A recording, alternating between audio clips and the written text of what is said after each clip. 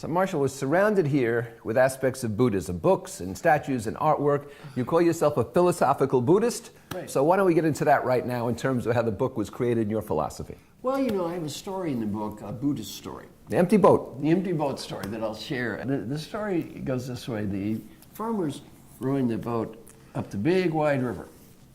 He's hot and he's tired, and then he looks upstream and here comes another boat. The boat gets closer to his boat. So he goes, be careful, you might hit my boat. It's such a big river, be careful. All of a sudden, splat, the boat runs into his boat. The farmer's angry. He stands up, you fool, you idiot moron, how'd you hit my boat? It's such a big river. He looks in the other boat. There's no one in the other boat.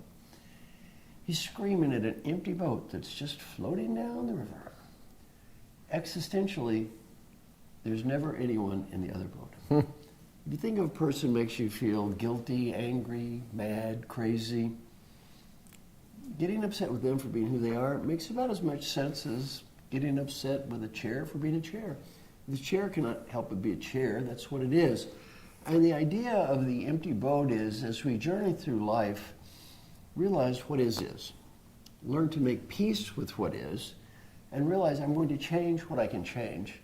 I'm not going to waste my life being upset over things that I have no control over. And I'm also not going to personalize things. Because we tend to personalize things. We're driving the car, someone cuts in front of us, we get angry. Personal slight.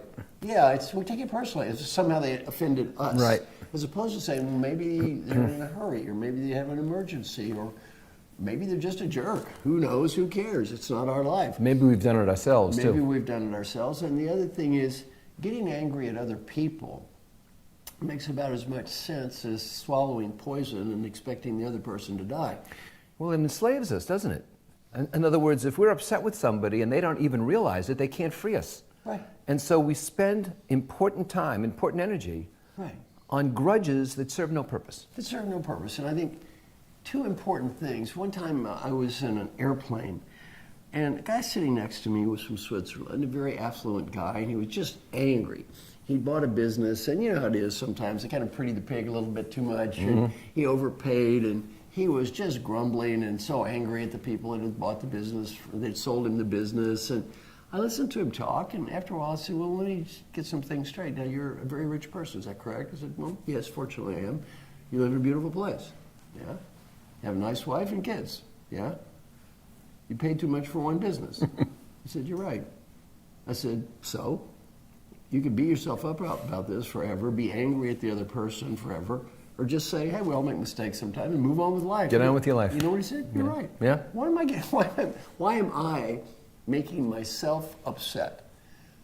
And you know what? Number one, forgive the other person for being who they are. You don't have to agree with them or like with them. You don't have to have the same philosophy as them, but forgive them for being who they are. And then for him, forgive himself for making a bad deal. He overpaid. All right. It's okay. You don't win them all. You overpaid once. Well, the empty boat idea is what is. Make peace with what is. Don't personalize it. Then look at your life and say, what can I change? What is it I cannot change? If you can change it, do it. If you can't change it, make peace and move on.